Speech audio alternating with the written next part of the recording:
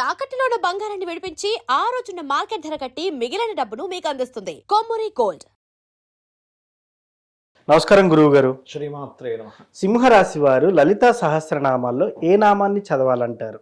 తప్పకుండా అండి. First of all సింహరాశి వారి యొక్క తత్వం గురించి మనం తెలుసుకుందాము. వీళ్ళకి ఏంటంటే లాయల్గా ఉండడం అంటే బాగా ఇష్టం. చిల్లరగా ఇట్లా ఉండడం ఇష్టం ఉండదు. చాలామంది ఏమనుకుంటారంటే కోప స్వభావం అనుకుంటారు. కోపం కాదు వీళ్ళకు ఉన్నది, డిగ్నిఫైడ్ నేచర్. లాయల్గా ఉన్న సింహం ఎలా ఉంటుందో ఆ తత్వం అలా ఉంటుంది సింహలగ్నం వారు కానీ సింహరాశి వారు కానీ. అయితే వీళ్ళకి ప్రస్తుతం కేతువు యొక్క సంచారం జన్మరాశిలో తిరుగుతుంది కాబట్టి కొంచెం భక్తి మార్గం వైపు, విరక్తి వైరాగ్యం వైపు కూడా వెళ్తూ ఉంటారు చెప్పాలంటే. అదేవిధంగా వీళ్ళు పఠించవలసినటువంటి నామంలో నిశ్చింత, నిరహంకార, నిర్మోహ, మోహనాశిని, దీని ముందు ఓము లాస్ట్లో నమః కలుపుకోవాలి. ఓం నిశ్చింత, నిరహంకార, నిర్మోహ, మోహనాశిని అయి నమః. ఇది ఏం చేస్తుంది అంటే సింహరాశి వారికి సర్వసాధారణంగానే కొంచెం వాళ్ళకి లాయల్గా ఉండడం ఇది ఎక్కువ కదా. అంటే అబ్బాయి వీళ్ళకి చాలా పొగరు ఎక్కువ, ఓకే, ఇంత ఇది అవసరమా, ఇంత డిగ్నిఫైడ్ నేచర్ అవసరమా, ఆ అవతల వాళ్ళ యొక్క దృష్టికోణాన్ని తగ్గిస్తుంది. అంటే అలా చూసేటువంటి నెగిటివ్ దృష్టికోణాన్ని తగ్గిస్తుంది మంత్రము. వీళ్ళల్లో కూడా ఉండేటువంటి నిరహంకార, నిశ్చింత, నిరహంకార, నిర్మోహ, మోహనాశిని అంటే ఏంటి, అనవసరమైన కొన్నింటి మీద ఉండేటువంటి మోహాన్ని, చింతలని తగ్గిస్తుంది వీరికి. ఓకే, అంటే చింతలు లేనటువంటిది, మోహం లేనటువంటిది, మోహం తీసేసేటువంటిది అమ్మవారు. కాబట్టి ఇది చేసుకోవాలి. అయితే ఇది చేసేటప్పుడు గంధముతో గనక పూజ చేయడము అమ్మవారికి, లేదా పసుపు రంగు పుష్పాలతో పూజ చేయడము. ఇప్పుడు ప్రత్యేకంగా వీళ్ళకి అష్టమ శని నడుస్తుంది ఈ యొక్క సింహం వారికి. ఓకే, అష్టమ స్థానంలో శని నుండి పంచమాన్ని వీక్షిస్తున్నాడు కాబట్టి నువ్వుల నూనెతో దీపారాధన చేయడము చేసినట్లయితే కూడా వీళ్ళకి చాలా చాలా బాగుంటుంది చెప్పాలంటే. ఎస్, అది మెయిన్గా చేయాలి. ఇంకా వీలైతే కనుక శనివారాలు, ప్రత్యేకంగా శనివారాలు బెల్లముతో చేసినటువంటి పదార్థం ఏదైతే ఉంటుందో దాన్ని నైవేద్యంగా పెట్టి పంచడము. మరియు అదేవిధంగా అమ్మవారి ఆలయాల్లో ప్రత్యేకంగా ఏంటంటే ఈ సింహం వారు ఈ వీలైన ఎక్కువ దీపాలు వెలిగించడము చేసినట్లయితే వీరికి చాలా మటుకు ఇప్పుడు అష్టమ శని ప్రభావం కూడా తగ్గడం జరుగుతూ ఉంటుంది. అయితే అష్టమ శని నడిచేటప్పుడు అది వేరు. శని యొక్క ప్రభావం వల్ల ఏంటంటే మనం ఓం అనాకలిత సాదృశ్య చుముక శ్రీ విరాజిత అయిన మహామంత్రం చేసుకుంటే కూడా బ్రహ్మాండంగా పనిచేస్తుంది. కానీ ప్రత్యేకంగా వీళ్ళకి మంత్రం చేసుకుని ఇంకా బాగా పనిచేస్తుందని చెప్పుకోవచ్చు. అయితే ఇక్కడ చాలామందికి ఏంటంటే ఏమంటే నాకు పలకడం రాదు, స్పెల్లింగ్ మిస్టేక్ వస్తాయేమో అని భయపడుతూ ఉంటారు. ఎప్పుడు కూడా ఒకటే గుర్తుపెట్టుకోండి, మీకు పలకడం రాకపోతే వినండి. మొదట్లో స్టార్టింగ్లో ఎన్నిసార్లు వింటారు, ఏముంది, ఓం నిశ్చింత, నిరహంకార, నిర్మోహ, మోహనాశిని అయి నమః. ఎంతసేపట్లో వస్తుంది మీకు ఇది? ఆ ఒక్క బిట్ వరకు మీరు కట్ చేసుకొని పదే పదే వినొచ్చుగా. లేదంటే 100 సార్లు రాయండి, వస్తుంది కదా. ఇప్పుడు ఒకటే ఏంటంటే భక్తి, భావన, శ్రద్ధ ముఖ్యం. చాలా మంది ఇది పాటించారండి, ఏదో చేసామా అన్నట్టుగా ఉంటుంది. అంటే ఎందుకంటే చిన్న ఎగ్జాంపుల్, మీరే ఒక ఇంటికి వెళ్ళారు, మిమ్మల్ని చక్కగా పలకరిస్తూ నవ్వు మొహంతో నేను మీకు ఒక గ్లాస్ నీళ్ళు ఇచ్చినా ప్రశాంతంగా తీసుకుంటారు. అంతేగాని ఏందో వచ్చిండు ముఖేష్ వచ్చిండు, ఏదో వచ్చిండు అది బిర్యానీ పెట్టండి అన్నట్టు అంటే మీరు తినకుండా లేచిపోయి వెళ్ళిపోవచ్చు. ఆ బిర్యానీ లేకనా 300 పెడితే బిర్యానీ వస్తుంది మార్కెట్లో అనుకుంటారు, అవునా కదా. నేను జాబ్ చేస్తాను, నాకు పైసలు, నేనేమైనా ఇదా అంటే ఒక మనిషి అలా అనుకున్నప్పుడు ఒక దేవత ఎలా అనుకుంటుంది అనే స్పృహ ఉండాలి మనకి. అక్కడ మనం పిలిచాం, ఆవాహనం చేసాం, ప్రాణప్రతిష్ఠ చేసాం దేవతని, పిలిచినప్పుడు అక్కడ దేవత వచ్చింది. ఒకటేసారి సడన్గా శ్రద్ధ రావాలి, భక్తి రావాలంటే రాదు. స్లోగా 1 by 1 మీకు అక్కడ దేవత ఉంది అనే నమ్మకం కలిగినప్పుడు మీకు ఎలా ఉంటుందంటే, ఒక గంట తీసి వాయించేటప్పుడు కూడా చాలా జాగ్రత్త వాయిస్తారు. ఒక హారతి చూపించేటప్పుడు పర్ఫెక్ట్గా అక్కడ దేవత ఉందనే భావనతో హారతి చూపిస్తారు. ఒక ధూపం వేసేటప్పుడు దేవత ఉందనే దాంతో ధూపం వేస్తారు. అంటే ఇప్పుడు ఎలా అంటే, ఇప్పుడు చూడండి, మనం చిన్నపిల్లలకి స్నానం పెడతాం, చిన్నగా ఉన్నప్పుడు గుగ్గిల మీద వేస్తారు చూసారు వాళ్ళకి పొగలాగా, అప్పుడు వాళ్ళు ఉన్నారనే భావంతో చేస్తాం, కానీ ఏదో ఊహించుకుంటూ చేయం కదా. అట్లాగే ఉన్నారు అక్కడ అనేటువంటి భావనతో చేస్తాం. అప్పుడు ఏమవుద్దంటే మన మైండ్ ఆలోచన ఎటు వేరే దగ్గరికి పోదండి. చాలా మంది అంటుంటారు, ఏమంటే నేను పూజ చేసినప్పుడు మా మైండ్ అంతా ఎక్కడికో పోతుంది, వేరే ఆలోచనలు వస్తున్నాయని.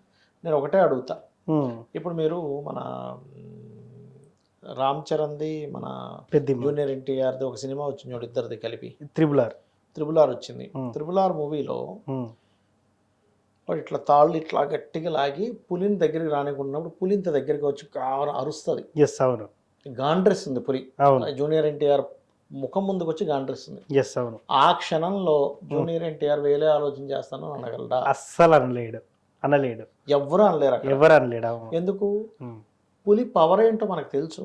ఉమ్, ఆ సమయంలో వేరే ఆలోచన అలా చేస్తాం. అలాగే అమ్మవారి యొక్క తత్వం ఏంటి, దేవతని పిలిచామనేటువంటి స్పృహ ఉంటే Hmm. పులి ముందు ఎలా అయితే మనం వేరేది మర్చిపోమో, అవును అంటే పులి ఎంబడబడుతుందండి, నడుస్తూ మర్చిపోయి వేరే ఆలోచనలో పోయినా ఎవడు అంటూ పరిగెడుతూ అవును అది పరిగెట్టుకుని వస్తుంది, మనల్ని తినేస్తుంది పట్టుకుంటే అని అంటాడు కదా. ఎస్ అవును అట్లాగే దేవత యొక్క విలువ తెలిసిన వాడు, దేవత ఉందని పూర్తిగా నమ్మిన వ్యక్తి ఉమ్, ఈ మంత్రాన్ని శ్రద్ధగా చేస్తాడు, పూజ చేసేటప్పుడు శ్రద్ధగా చేస్తాడు, చిన్న పొరపాటు కూడా జరగకుండా చేస్తాడు. ఎలా అంటే ఆసనం వేసుకుంటాం కదా, అవును. ఆసనాన్ని కాలుతో తొక్కడు.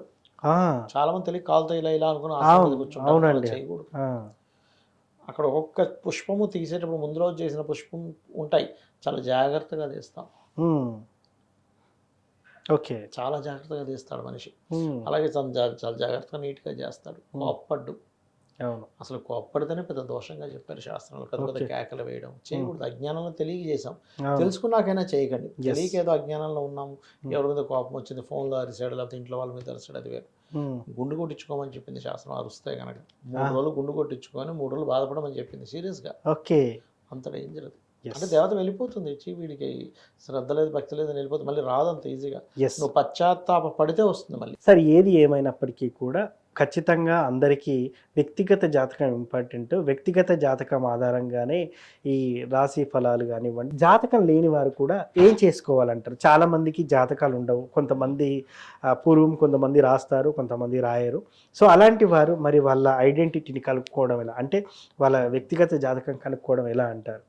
అంటే ఒకటండి, వ్యక్తిగత జాతకం అనేటువంటిది వాళ్ళు పుట్టినటువంటి డేటు టైము ప్లేస్ని బట్టి తెలుసుకోవాలి ఒకటి. రెండవది ఏంటి అంటే ఈ అసలు జాతకమే లేదు కానీ లలితా సహస్రనామాల్లో ఏం చేసుకోవాలంటే ఒక్కొక్క దానికి ఒక్కొక్క నామం ఉంది ప్రత్యేకంగా. ఇప్పుడు చూడండి, ఎవరికైనా సరే కెరీర్లో సెట్ అవ్వాలి బాగా, అలాంటి వాళ్ళు ఓం మాణిక్యం ఒకటాకార జానోద్వయ విరాజితాయ నమః చేసుకోవచ్చు. లేదంటే బిజినెస్లో ఇంప్రూవ్మెంట్స్ అవ్వాలి, ఓం ఇంద్రగోప పరిక్షిప్త స్మరతోనాపజంగికాయ నమః. ఈ ఇంద్రగోప పరిక్షిప్త నామం ఏదైతే ఉందో వాళ్ళ లైఫ్లో, అంటే వాళ్ళ జాతకంలో 11th హౌస్ పాడైంది అనుకోండి, ఇది చేసుకోవడం ద్వారా హ్యాపీనెస్ అనేది పెరుగుతుంది, సక్సెస్ రేట్ అనేటువంటిది పెరుగుతుంది. అది అదేవిధంగా మరొక విషయం ఏంటంటే ఒక్కొక్కసారి కొంతమందికి అనారోగ్యంతో బాధపడుతుంటారు చిన్నప్పటి నుంచి కూడా. అలాంటి వారు ఓం సర్వవ్యాధి పరశమని సర్వమృత్యు నివారిణి అగ్రగణ్య చింత్యరూప కలికల్మషనాశిని నమః చేసుకోవచ్చు. ఇలాగా ఎవరెవరు దేనికి సంబంధించి చేయాలో దానికి సంబంధించి చేసుకునేటువంటిది ఉంటుంది. అదేవిధంగా మరి కొంతమందికి ఫైనాన్షియల్ ఇబ్బందులు ఉంటాయి, అలాంటప్పుడు ఓం ధర్మాధ్యక్ష ధనాధ్యక్ష ధనధాన్య వివర్ధిని నమః. అంటే ఇక్కడ ఏంటంటే వ్యక్తిగత జాతకంలో కనుక 2వ భావం పాడైంది అంటే ఫైనాన్షియల్ హౌస్ పాడైంది, అప్పుడు ఈ ధర్మాధ్యక్ష కానీ లేకపోతే ఓం సంపత్కరి సమారూఢ సింధుర ప్రజ సేవితాయ నమః కానీ చేయొచ్చు. ఇలా ఏంటంటే ఒకటి ఇక్కడ చాలామంది ఇప్పుడు మీరు అడిగినట్టు కొంతమంది ఎట్లా అడుగుతారంటే, ఏమంటే నేను ఎప్పుడు పూజలు చేయను కానీ ఇప్పుడు నాకు కష్టం వచ్చింది కాబట్టి దేవతను వెళ్ళి అడిగితే నేను స్వార్థం కోసం అడిగినట్టు ఉంటుందేమో అనుకునే వాళ్ళు చాలామంది ఉన్నారు. ఎస్ అవును. నేనేమంటానంటే, ఒక తల్లికి బిడ్డలు ఉన్నారు, 4 బిడ్డలు ఉన్నారు. ఒకవాడు తల్లితో పెద్దగా కనెక్టివిటీలో లేడు, మిగతా 3 బాగానే ఉంటారు. కానీ వీడికి ఆకలేసింది, ఎవరిని అడగాలి? తల్లినే అడగాలి. తల్లి ఏమైనా నువ్వు సరిగ్గా కమ్యూనికేషన్స్లో లేవు కదా నీకు పెట్టని అంటుందా? అన్నది కదా. అన్నది కదా. అందుకని తల్లిని అడగడంలో తప్పు లేదు. అయితే నువ్వు అడిగేటువంటి దానిలో ధర్మబద్ధమైంది అయి ఉండాలి ఆ కోరిక. ఎస్ పక్కవాడికి పోవాలి, జాబ్ పోవాలి, ఆ జాబ్ నాకు రావాలంటే ధర్మబద్ధం కాదు. అంతే కదా. నేను పడుతున్నటువంటి కష్టానికి నాకు మంచి ఉద్యోగం ఇవ్వు, అది ధర్మబద్ధం. ఉమ్, అలాగా చాలామంది ఏంటంటే కొన్ని నేను మొన్న కూడా ఒక జాతకం చెప్పినప్పుడు అతను అదే అంటున్నాడు. ఏమంటే, సార్ నేను ఎప్పుడు చేయను, ఇప్పుడు చేస్తుంది, ఏదో దేవుడిని స్వార్థంతో అడిగినట్టు ఉంటుందేమో. అలా అనుకుంటాడా సార్ దేవుడు? అనుకోవడం. ఎందుకంటే తల్లి ఎప్పుడైనా అనుకుంటుంది, అనుకోదు. వీడి స్వార్థంతో నన్ను అన్నం పెట్టమని అడుగుతున్నాడు, వీడి స్వార్థంతో నన్ను కూర వండమని అడుగుతున్నాడు అనుకుంటుందా? ఆనందంగా పెడుతుంది. ఇంకా ఎస్ అవును. అరే ఇంకో ముద్ద వేసుకోరా అని పెడుతుంది. అలాగే భగవంతుడు కూడా నీ యొక్క కోరిక కనుక ధర్మబద్ధమైంది అయితే ఆనందంగా ఇస్తాడు, నీ కోరిక ధర్మబద్ధమైంది కాకపోతే ఇప్పుడు అనడానికి రామాయణంలో ఒక వృత్తాంతం కూడా ఉంటుంది. ఒకసారి బ్రహ్మగారు అంటే మన ఈ రావణాసురుడు మన శూర్పణఖ, అదేవిధంగా మన రావణాసుడి యొక్క తమ్ముడు కుంభకర్ణుడు, ఎస్ అవును. కుంభకర్ణుడు, సుగ్రీవుడు, వీళ్ళ నలుగురు బ్రహ్మ కోసం తపస్సు చేస్తూ ఉంటారు. బ్రహ్మగారు ప్రత్యక్షం అవుతారు. ప్రత్యక్షమే శూర్పణఖ ఏదో కావాలంటే ఇచ్చేస్తారు. ఓకే. దాని తర్వాత రావణాసుడి దగ్గరికి వస్తాడు. రావణాసుడి దగ్గరికి వస్తే రావణాసుడు నాకు పలానా అది కావాలి ఇది కావాలి, నేను ఎప్పుడు బతికే ఉండాలంటే అది ఇవ్వడం కుదరదు అంటాడు. ఎగ్జంప్షన్ అంటే మనుష్యుల చేతిలోని లేకపోతే వానరుల చేతులు తప్ప మిగతా అన్ని కోరుకుంటాడు. ఎస్. అందుకే నారాయణుడే మనుష్య రూపం దాల్చి చంపేశాడు రాముడి రూపంలో. ఎస్ అవును. ఇక సుగ్రీవుడి దగ్గరికి వెళ్ళినప్పుడు సుగ్రీవుడు ఏం చెప్తాడంటే, నేను ఉన్నంత కాలము, జీవించినంత కాలము ధర్మాన్ని నేను తప్పకుండా చూడు స్వామి అని అడుగుతాడు. ఓకే. అప్పుడు బ్రహ్మగారు మెచ్చుకొని నాకు చిరంజీవత్వం ఇస్తాడు. ఎస్. ఇక్కడ రావణాసుడు అడిగినా ఇవ్వడు, అలా ఇవ్వకూడదు అంటారు, కానీ ఇక్కడ ఇస్తాడంటే దాని అర్థం ఏంటి, ధర్మానికి ముడిపడి ఉంటే, నువ్వు ధర్మంతో కనెక్ట్ అయి ఉంటే భగవంతుడు మెచ్చి నీకు ఇస్తాడు. ఎస్. మరలా ఇక్కడ కుంభకర్ణుడి దగ్గరికి వెళ్తుండేసరికి దేవతలందరూ వచ్చి బ్రహ్మను పట్టుకుంటారు. అయినా వాడు ఇప్పటికే మేము చచ్చిపోతున్నాం, వాడు బాడీకి అది, మీరు మళ్ళీ వరాలు ఇస్తే ఇంక మేము ఇంక భరించలేము, ఏదో ఒకటి చేయండి అంటే నన్ను ఏం చేయమంటారు, జపం చేశాక నేను రావడం వరాలు ఇవ్వడం నా యొక్క డ్యూటీ, తప్పదు అంటే సరే ఏదో ఒకటి చేయండి అంటే అప్పుడు సరేలే అని సరస్వతీదేవి చెప్తే, సరస్వతీదేవి కుంభకర్ణుడి యొక్క ఆలోచనలోకి నాలుక మీదకి వస్తుంది. ఎస్. వచ్చి ఇతను ఏం వరం కావాలంటే ఆవిడ మార్చేస్తుంది. ఎట్లా అంటే నిద్రపోయేలా చేయి, మంచి నిద్రపట్టేలా చేయి స్వామి అని. తదాస్తు అంటాడు. వాడు 24 గంటలు నిద్రపోతుంటాడు అంతే. సో ఏది కోరుకుంటే అదే అన్నట్టు. ఇంకా అలా ఏంటంటే మనం చేసిన జపానికి, మనం చేసిన పూజకి రుణం ఉంచుకోకూడదు కాబట్టి అమ్మవారు ఇస్తుంది. ఎస్ అవును. దాన్ని మనం తల్లిగా భావించినప్పుడు స్వార్థము అనుకో. మీ భావన తల్లి లేదా తండ్రి అనే భావంతో ఉన్నప్పుడు మీకు స్వార్థం అని అనిపించదు ఫస్ట్. ఎస్.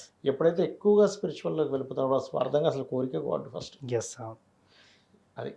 సో ఏ లలిత సహస్రనామంలో ఏ నామాన్ని చదివితే ఎటువంటి ఫలితాలు ఉంటాయి, అదేవిధంగా జాతకం లేని వారు ఎలా జాతకాన్ని తీసుకొని ఐడెంటిఫై చేసుకోవాలనేది ఫుల్ క్లారిటీగా ఇచ్చారు సార్. ధన్యవాదాలు. శ్రీమాత్రే నమః.